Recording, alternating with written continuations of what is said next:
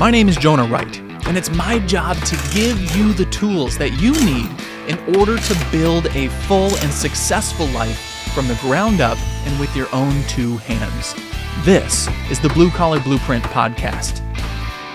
Well, hey, what's going on, guys? Welcome back to the show. Today, we have the incredible honor of sitting here with Wall Street Journal best-selling author Ken Rusk. His book is called Blue Collar Cash, and I will tell you right before we get started with anything that if it isn't already on your bookshelf or in your Audible account, you need to stop whatever you're doing and make sure you get it there, because Ken is a wealth of experience and insight and all kinds of great information for anybody who's looking to become successful in the blue collar space. And so I am absolutely over my heels, thrilled out of my mind to have Ken on the podcast here, because this is exactly what he does. I'm a little tiny itty bitty fish in the blue collar space right now, and Ken is sort of the behemoth. So it's an honor to have you here.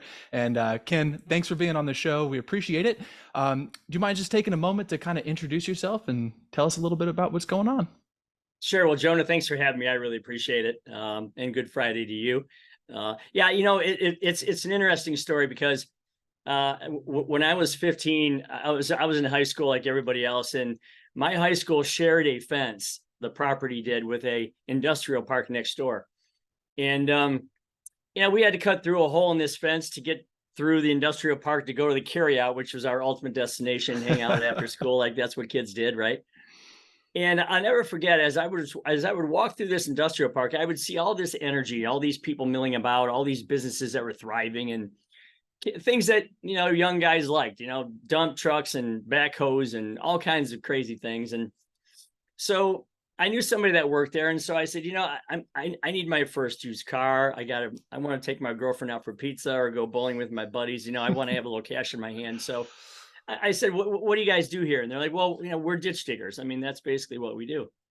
We drain water away from old, wet, smelly basements. And I said, well, I think I'm qualified to do that. So I literally jumped on board, and I would dig ditches in the summertime. And then in the winter, I would work in the office. And I got to kind of learn the front and the back of the house, as they say, and how the whole thing worked.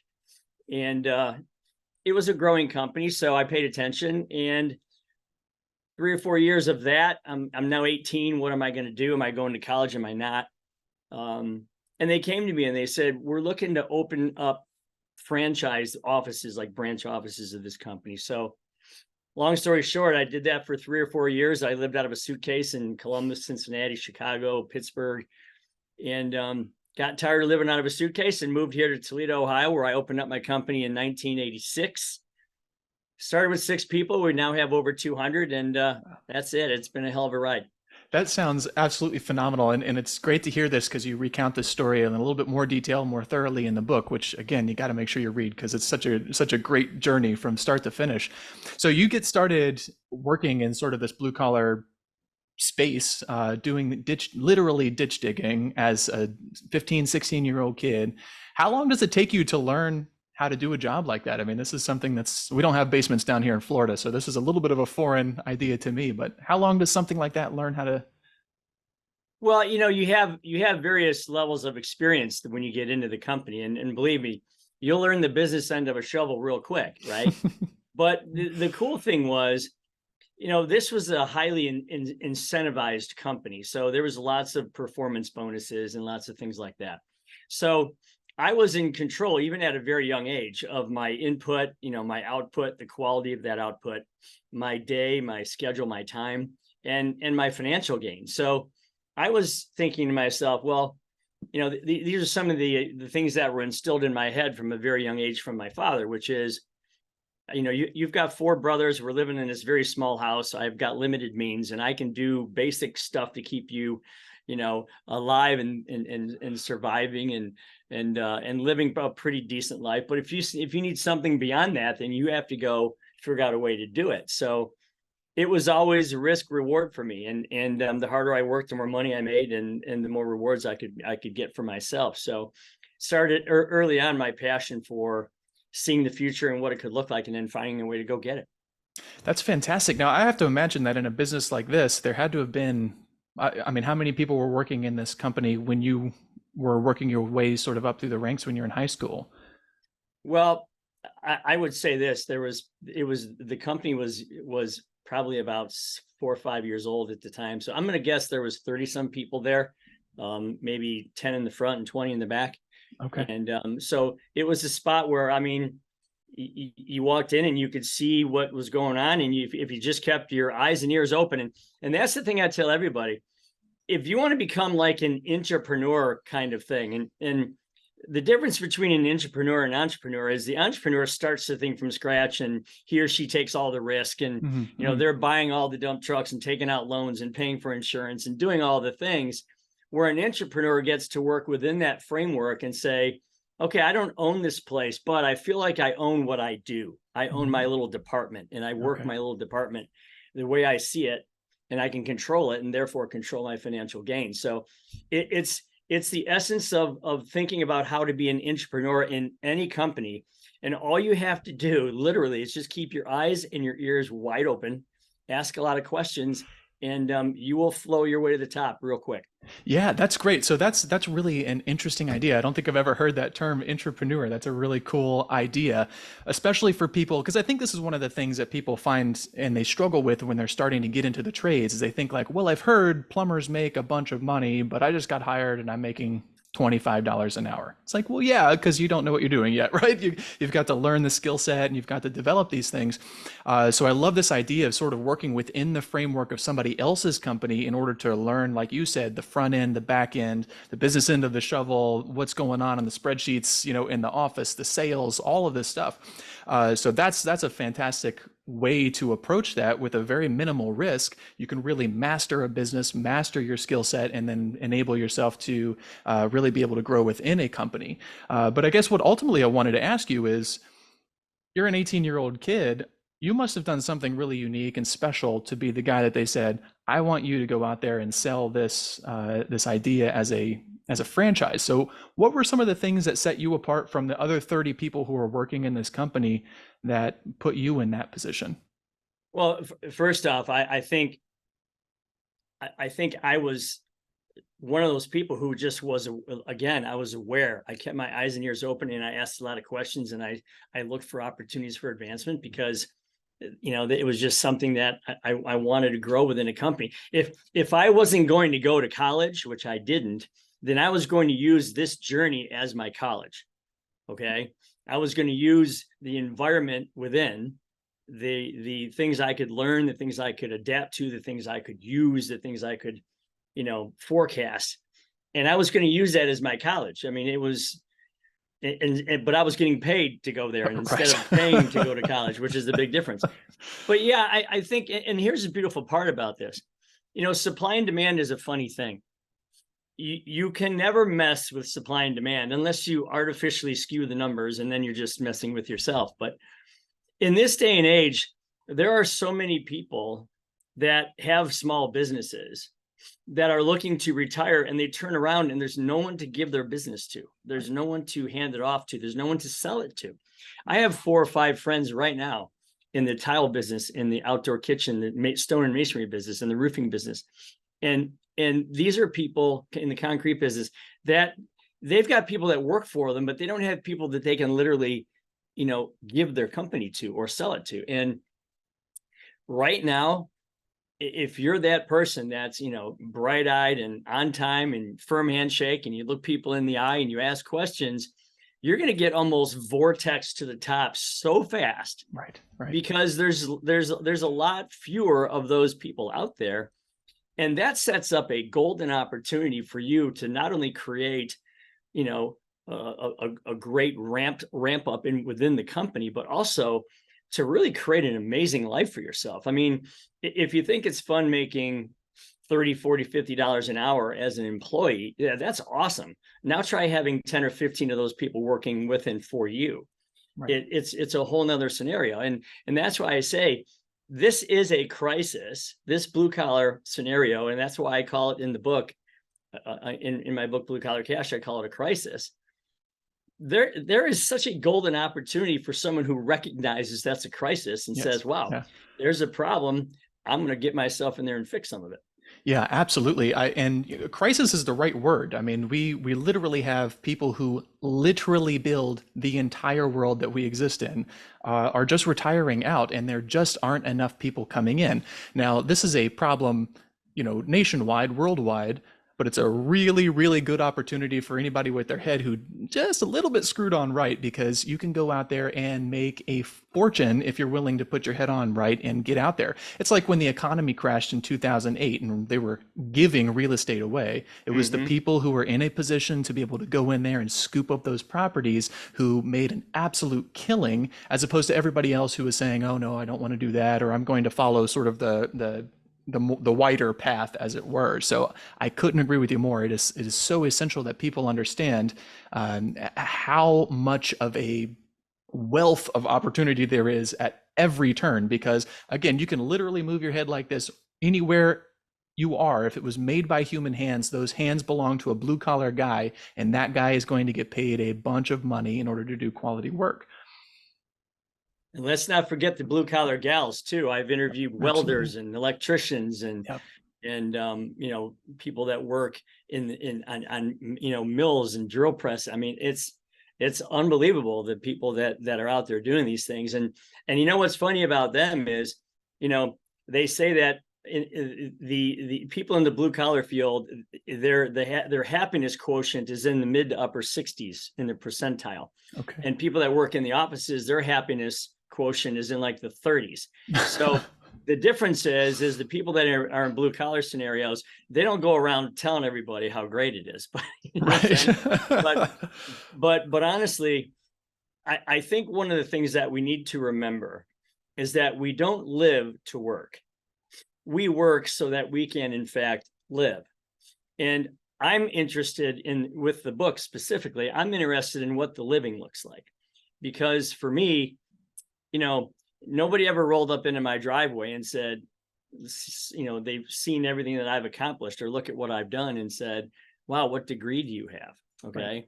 Okay. They all ask me, well, how'd you grind this life out? Well, I'm happy to share that information. But we need to understand that at the end of the day, as long as we're living the way we want to live for ourselves and the way we see it, the way we see that big picture of life for ourselves, it really doesn't matter how you get there. Yeah. Because, Right. work is 8 to 10 hours of your day, life is the other 14. And, that's the part that you should really be thinking about. Yeah, absolutely. In fact, that really reminds me of one of my favorite quotes from the book, where you say it's not what you do for a living, it's what you do with what you do for a living. And I was working out there doing my drywall thing. And when I heard that, I paused it and I said, I need to write that down, because that is such a great way of approaching life. And that's really what we teach. I mean, that's certainly what I teach. And I think that's the same kind of thing that you ultimately get down to, which is that the blue collar lifestyle is an incredible vehicle to get you to going to a specific place. As I define it, that place is to become financially free, right? To be able to provide for your family, to be able to do good work, and to literally keep the world from falling apart around us. Sure. And so to me, I feel like all of those things are extremely important to me as a man, to me as a husband, as a father, but just as a human being, a person who is responsible, a part of our community, and all of those sort of things. So I'd like to ask you, if you're using the blue collar lifestyle, which we already covered has incredible opportunity, there's virtually limitless financial opportunity there, with all kinds of different avenues and all kinds of different skill sets. What I find when people start talking about living a successful life, a lot of times the first thing people think about is, I just want a big fat bank account. I think that having a big fat bank account is an important part of having a successful life, but that's certainly not all of it. Do you have any thoughts on that? Well, you have to ask them, you always have to go one step further and ask them why, Jonah. So if someone were to say, I want a big fat bank account, okay, I would say, okay, here's a big fat bank account. Now, how do you feel? And taking it to the next level. So what would that big fat bank account do for you? Like, tell me that, because that's what I'm interested in. It's like when someone says, hey, I need a job. Job for what? So I can get paid. Paid for what? So I can pay my bills. Okay, well then what after that? Like, let's assume all that's done. Now what? When do you get to live or start living? And so I think what they're after when they say those things is they're after security, which is basically peace. They want to be at peace. They don't want to be stressful. They don't want to be worried. They don't want to be afraid. They want comfort, peace, and freedom, which we talk about in the book. So I need to define what that is. Each one of us needs to define what that is for ourselves, because that's our own unique individual nirvana, right? And it's going to be different for everybody. So some people are going to say, I want to be an influencer, or I want to be a rap star. I want to have a mansion, 15 cars, and a yacht. Okay, great. If that's what you want, go get it. I'm happy for you. Love it. But there are people out there that are like, if I could live this way and have these things and just do this and have the time to give back, okay, have the time to schedule and be spontaneous in my life, have the time to do the things that I want to do, and to feel a sense of freedom. Okay. Freedom comes from peace, which creates comfort, which creates peace, which creates freedom, which creates comfort. It's like all interchangeable. And so that's the big challenge right there, because we shouldn't anyway, live if then lives, if I go to school and if I get good grades and if I get a scholarship and if I get a degree, and then if I get a degree and that get a job and it pays me well, then I can start living my life. Right. Wrong. We live then now lives, which is okay. That's what I want to look like then. So what do I have to do now? And I think that's the big difference, because people always put it backwards. They think, well, someday I'll be happy if this happens. Well, no. Let's describe what happy is first. What does it look like? Draw that out, and then let's find a way to get there. Love that. That's a great way. That's a great approach to look at that. And you give one of the things that I really like about your book is it's not just about, hey, look at how important blue collar stuff is. That's certainly a big part of it. Like we said earlier, it's the vehicle that will get you where you want to go. But you talk a lot about how to develop goals and sort of getting a clear identification of where it is that you want to go, so that you can use this blue collar vehicle to get you there. And this is something that I share in common in the way that I approach my own life and in the way that I try to encourage other people to approach it, because it seems to me that a lot of people are getting into their cars and saying, I know I have to go somewhere, but they don't have any idea of where it is. So if you don't have an address to punch into your GPS, you're just going to go around and hit dead end after dead end, right? Sure. So what are some of the tools that you suggest to people if they're, let's say that you're talking to a young man, a young woman who is entertaining the idea of getting into a blue collar lifestyle, and they're thinking, boy, I don't even know what I want. I mean, I have this sort of vague idea of, I want to have a nice house and I want to drive a clean car and that sort of thing.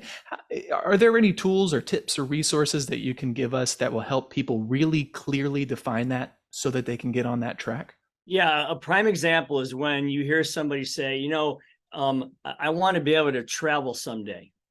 Okay, so let's draw the word travel. Well, you really can't, because it's like a vague term, like travel where, how, with what. Okay, so when someone says I'd like to travel someday, I want to let's put them on this stool, and then here's the other person that says, I want to travel to Spain. I want to do it 2 years from now. I want to stay 7 days. It's going to cost me $4,000, which means I have to save, let's see, that's 104 weeks, $40 a week. I have to put that into an account. And each week that I'm done, it's going to be, 4,000. Then it's going to be 3,960, and then 3,920. And all I have to do is wake up and breathe. And then I'm going to be in Spain in 2 years from today.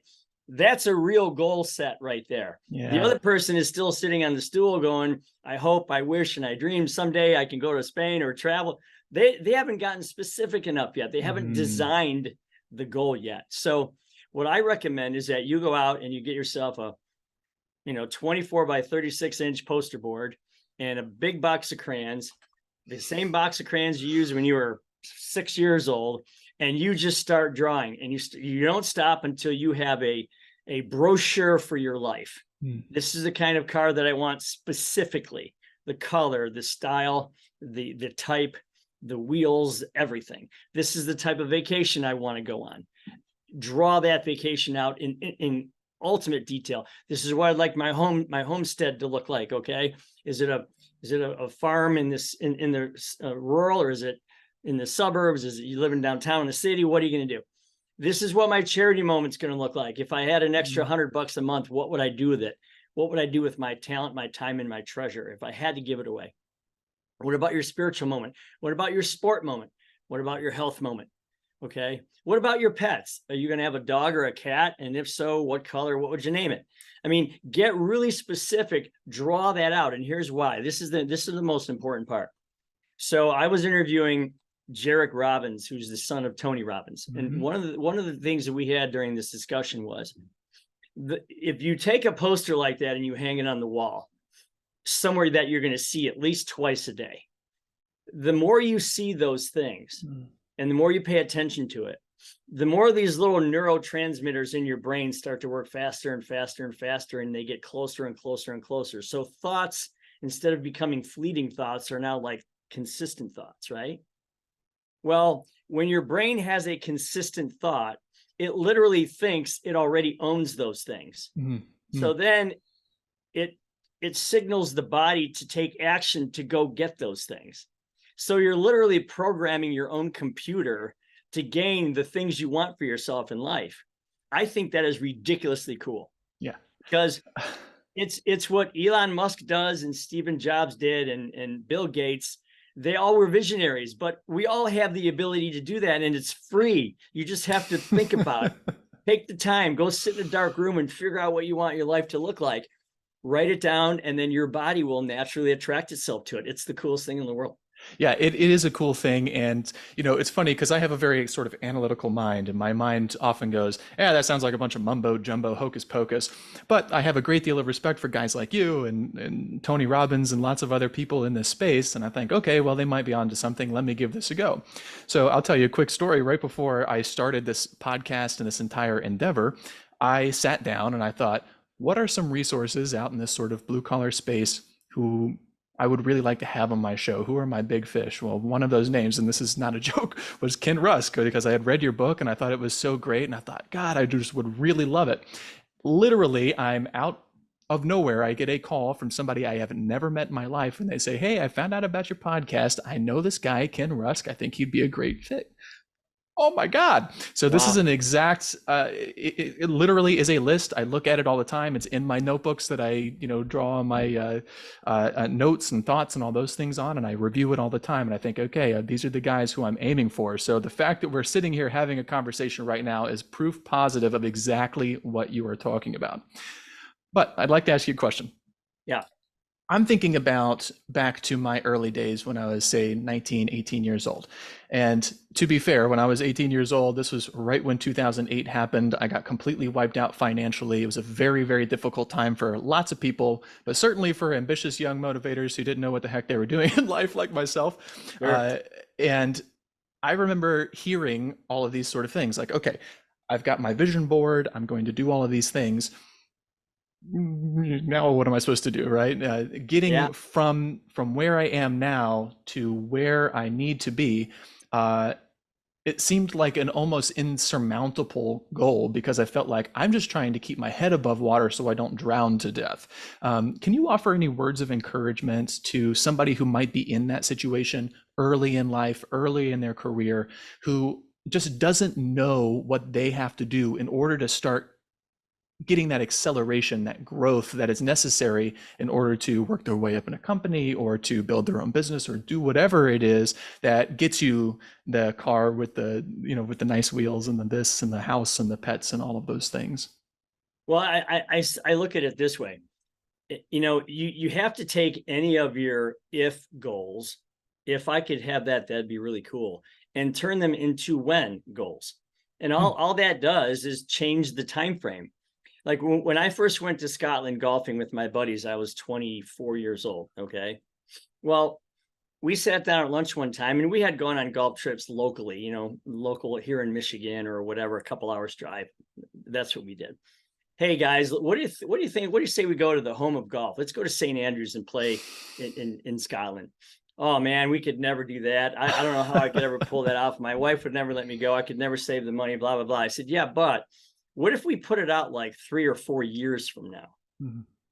Now you're talking about saving $10 a week. Okay. You're talking about using your credit cards to get points for free miles on the airplane and upgrades. Sure. And you have all that time to anticipate how cool this is going to be. So it doesn't matter how big or small the goal is. You just put it out in different times. And that way you won't put so much pressure on yourself. Like, you may want to knock down that visa bill. That's going to take you 6 months. Okay, done. So now I have a 6-month goal. I have a 1-year goal. I have a 3-year goal. I have a 5-year goal. Mm-hmm. I mean, you've got time if you're a very young person. Okay. And that's when you have the most energy and the most ability to start getting into your multiples of earning power, because the demand is so good out there. Right. And the supply is so small. So just be patient. Start with small goals. The more small goals you accomplish, the more confidence you get. The more confidence you get, the bigger fish you start to take on. You start to knock those down. Then you start hunting whales. And I don't care if you have things that are happening now and things that are happening 10 years from now. You have to make them certain by just putting them out in the amount of time necessary to accomplish them, and then just walk the path. And the first step's the hardest, but and that's always the design of it. But once you have it designed, just walk the walk and make it happen. Right. Yeah. You know, that sort of brings to mind yet another analogy that I really love from the book, where you talk about building a skyscraper. And the basic idea, and correct me if I'm wrong here, the idea is you can look at a skyscraper and go, I don't know how to build a skyscraper. But then what you do is you just work backwards. You know what you're trying to construct, and you go backwards, and then you do the first logical thing, and you sort of go out there and give it a try. And I like to think about that in regard to some of these young people who are new to this idea of having the ability to go to this place of financial freedom, of success, of comfort, peace, and freedom that you talk about, all of these things. And I think of the skyscraper. Your goal is to do all of these things you did with the crayons. You know, these are your goals. These are your specific tasks. Now you, like, following your advice, now we have specifically put down on paper, this is how we're going to do it. We're putting it out into the future. We're going to go to Scotland 4 years out the road, $10 a week or whatever. But there's more that's happening inside of your life at that time, because where you are today is not where you're going to be in 4 years, right? If you're doing this thing right, if you are being a hard worker, if you're learning your skill set, and you're doing everything that you can to be as valuable as possible, to create as much valuable for your company, for your customer, for your trade, whatever it is you're doing, you're going to enable yourself to grow. You're going to have sort of windfalls where all of a sudden $10 a week, well, maybe I can put $100 a week because I'm making more money and I'm working my way, and right. I'm becoming an intrapreneur. So you're a guy who employs, as you said in the beginning of this interview, some 200 people. Can you tell me about the qualities of the best people? So maybe somebody who's in this position started with you from scratch, didn't have a whole lot of experience in life, but you've had the opportunity to watch or to even mentor, to watch them grow into somebody who's really exceptional. Can you tell me about somebody like that? What are the qualities and the skills and the things that those people do to separate themselves from the rest?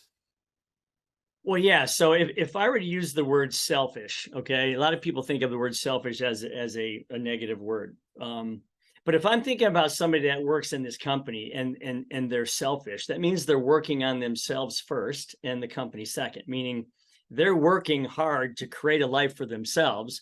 And oh, by the way, the more they do that and the better they get at it, the company's going to benefit from that, right? Right. That's essentially what I'm saying. So one of the things that you can do to be noticed as an entrepreneur, we have one of the ways we do this is we have this huge black glass board. It's giant. It's like 8 feet by 10 feet. Okay. And it's mounted on the wall between the 2 bathrooms, believe it or not. And we have these bright neon colored markers, and that's where you can go write your goal on the board. Okay. I want to go to Spain. I'm going to go there in 2 years. It's going to cost me $40 a week. I'm going to start January 1st. I'll be done January of 2025. And, I already have the payroll account that is going to be put into that I can't touch. And I'm going to watch this thing happen. And so is all the other 200 people in the building too. They're all going to watch that happen too, right? Because they all see what you're looking to get after. And that's why it's so important to share a goal with other people. Once you get it specific and clear, then you share it, right? For all to see. So when I put that board up, I announced what it was for. And probably the first, I don't know, 10 or 15 people that put goals up on that board are now, years and decades later, all the people that run this company. So think about that. Okay. You showed yourself as someone who has, the will to win. You're in it to win it for yourself. And you have a clear idea of what that looks like. And all you need is a vehicle. Okay. So Ken, can I use your vehicle to build my life? Can I use your company to build my life? And if I build it bigger than you have it currently, will you share in that growth with me? Absolutely, I will. Okay. Because it's money that I don't even have now. And if I Right. do, I'd be willing to share it, right? Better. Right. Yeah. If I have X, I'm spending X, but if I have X plus Y, I'm spending, okay, well, there's Y now. So I can share that with the people that around me that do these things. So just be that person that lets your company know that you have very aggressive, very clear goals. They may start with you needing to make 40 or 50,000 a year, but they're going to end with you needing to make 70, 80, 90, 100,000 a year or more. And if someone said that to me, I'd be like, well, sit down, son, let's make this work. Right. I couldn't hire her or him fast enough. And that's what I'm saying. Be out there, be assertive, tell people what you're after. And I can tell you, every single boss on the planet is going to go home to his or her wife and go, oh my God, you can't believe the gal I hired today. Yes. Yes. Absolutely. Let me ask you this, Ken, because this is something I think about a lot. Do you think that the kind of person who's willing to do that, is that person born that way, or is this a skill set that somebody can learn and develop over the course of time? I am so glad you asked that question, because I get that a lot. So people say, well, Rusk, you're this entrepreneur guy, you're lucky you were just born with being a nut. Nope, not true. Okay. So I have no college education. I have no letters after my name. I finished high school. I was good at math, but the rest of it I was just okay at. And but I knew what I wanted, right? So don't we all have the ability to plan a vacation? I mean, everyone has either been on a vacation or they have planned a vacation. And when they plan it, they're looking 3 months down the road, maybe spring break. And they're thinking beach, suntan lotion, copper tone, smells really good. They're thinking a radio, a lounge chair. They're thinking umbrella, maybe a drink, maybe some music. They're thinking, the salt sea air blowing in their face, the breeze, the warm sun, a little bit of suntan going on. You all have the ability to visualize something as simple as a vacation. All I'm asking you to do is visualize the rest of your life the same way. I mean, the fact of anticipating something, I don't care whether you're anticipating Thanksgiving meal next month, okay, or I should say in a few months in November, or you're anticipating getting together for the holidays, or you're anticipating a vacation for spring break, or you're anticipating saving for your first car by next June, or maybe buying your first house in 2028. I don't care what it is. The act of anticipating something is literally the only way to live in life, because that's what gets you up out of bed and that's what gets you going. So there are probably, I think I say in the book, there's probably 9 characteristics of an entrepreneur, persistence, resilience, faith, courage, hope, humility, generosity, vision. Every one of us has those characteristics, Jonah. Every one of us has those characteristics in our closet. We just haven't worn them for a while. Okay. Sure. We have to clear that closet out. We have to get those characteristics out. And the way to do that is to get that poster up on the wall and start living the way you want your life to be. And develop all of those skills. Yeah. And one of the best ways that I've found to do it is by simply looking around and saying, like, okay, what are the kind of people who I want to try to emulate? Who do I want to be like? What businesses do I like to work with? Which ones do I not like to work with? Who do I think is a scumbag? Who's great at this? And then steal all of these good ideas, and that will help to develop those skill sets. And if you're going out with this mindset that your job is to create as much value as possible, right? whether you're working for a company or whether you're running your own business or whether you're just walking, pushing your shopping cart in the grocery store. It doesn't matter. If somebody needs a hand, get the box off the top shelf. Just be of value to people all around you. And if you're constantly looking for ways to improve the amount of value that you're creating in life, all of those things that you talked about, they just start building one on top of another. And I think that's just fantastic. And I will tell you that the energy you get from it is unbelievable. I mean, it's almost like you have one battery, you accomplish this goal. Now someone put 2 batteries in you, and now you're accomplishing these other goals. And now you have 8 batteries in you, and you just have this drive that's just incredible. I mean, you go from a little electric Jeep in your driveway to a Tesla. I mean, it's crazy, the energy and the electricity that you get from accomplishing goals, starting small, building a lot. And by the way, think big. I mean, think big, think comfortable, but think big. And I'd rather have you fail at 50% of a big goal, okay, than 100% of a really small goal that doesn't take you very far. Right. Shoot for the stars, you might hit the moon, right? Yeah. God forbid. Right. So yeah, in my mind, it's the only way to live. And I choose to share that with everybody here, and they get involved in it. And what's funny is sometimes at the Christmas party, I'll get the big bear hug from one of them saying, hey, if it weren't for you, this, that, and the other thing. I'm like, wait a minute, man. I had like 3% to do with your success. Okay. The other 97 is what you decided to do. And that's the beauty of the whole thing. That is fantastic. Well, we're coming up a little bit on time here, so I don't want to keep you for too long. 2 quick questions for you. The first one is, what makes blue collar work specifically such a great vehicle for driving all of these things, all of these goal accomplishments, and all the things that you can do with it? What separates that from all of the other options, sort of all that, go to college and do all of these sort of lives? Well, I have to tell you, so the guy that built my outdoor kitchen in the backyard, he's a stonemason. He builds these beautiful fences with wrought iron gates and lamps that light up with flame. And I mean, they're just amazing. Cool. So I saw him roll up in my driveway. This is a few years back. He's got a brand new pickup truck. He gets out of the truck. He's got his jeans on, his work boots. He's got like an Ozzy Osbourne t-shirt on, right? And he's jamming Zeppelin on the radio, and he's whistling, and he's building this beautiful creation. And at the end of the day, he did the same thing that I've been doing since I was 15. You stand back about 10 feet and you lean on that shovel, and you have your pop or maybe your beer or whatever you're doing, and you look at that thing and you go, wow, I just built that. Right. I made that happen. That's going to be here 200 years from now. It's going to stand the test of time. And I don't care whether you're planning landscaping or doing, you're cleaning up yards, or you're creating building things or whatever. That stuff is really cool. I actually call it the stand back moment. I actually labeled that the stand back moment. I just don't think you get that in the 15th floor in some cubicle. No. And, some people like that, and that's fine. That's where they find safety and security. It's cool. Do it. You know yourself better than I do. But for those of us who are wondering if I shouldn't be doing something like that, there's a beauty in the stand back moment and in the control you get to run your own life that way.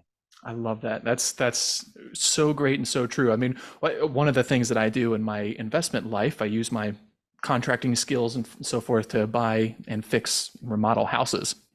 And so one of my favorite things to do is put together the before and after pictures. You look at the before, look at this dump, and then you look at how beautiful it is. In fact, I'm sitting in one right now. This is, we're in the final stages of getting it all decorated and so forth. But it feels so incredible to step back and go, damn, I'm good at this, or like, I did that. There's nothing theoretical about what we do in the blue collar world. You literally build it with your own hands.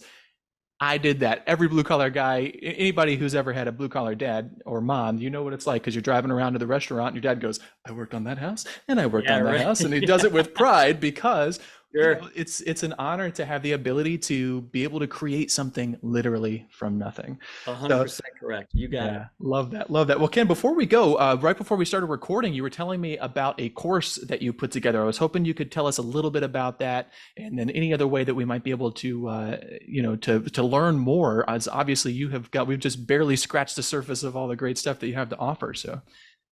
Well, one of the things that I did was, I see a lot of people that read books, self-help books and whatever. and they end up becoming like trophies on a shelf. You know, the book is there, and you say, well, did you read that book? Yeah, I did. Well, how did it change your life? Well, I don't know, but I read it. It was a good book, whatever, right? So I wanted to make sure that Blue Collar Cash had 100% impact on someone. If they were going to give me the privilege of buying the book and reading it, I want to give them the gift of changing their life from it. So I'm going to force the issue. Okay. I'm going to put you through a little 8-week course. It's literally 1 hour a week tops. You could probably do it in a long weekend if you really wanted to. And the course is designed to get you to take what you read in the book and implement it in your life today, not tomorrow, not someday. Someday never comes. We know that, but right now. And this course is $129. It's the cost of a movie and a dinner. Right. And, you know, it's for me, I've seen courses out there for $300, $400, $500, $1,700, $2,000. No, that's not what this is about. I donate most of my proceeds from the book to charity anyway. But this course is $129, and you get a free $25 book with it. And I guarantee you, if you take this course, okay, you will find something within the first 24 hours that will change your life for the better. I guarantee it. And that's kind of why I'm putting myself behind it. So I hope people take advantage of it, and I hope they take the course and they give me feedback, because really that's what it's all about. Well, fantastic. Where can people find the course if that's something that they'd be interested in signing up for right now? You can go to bluecollarcash.com. You can go to kenrusk.com is the quickest way there, because that has the book and the course there. Great. And you can see the buy buttons, and you'll see what else we're up to there. So yeah, it's all good. All right, fantastic. Well, guys, obviously, if you remember, it just takes a little bit of screw of the head to make sure you're getting in the right direction. This course is a phenomenal way to really dig into all of the things that you learn about in the book. If you don't have the book, make sure you get the book, but check it out. And Ken, again, thanks for helping me fulfill one of these items on my wish list. I really, really appreciate you being here. It's been an honor to talk. Hope we can do this again sometime. Absolutely, Jonah. Thanks for having me. I appreciate it. All right, hoorah, super fix.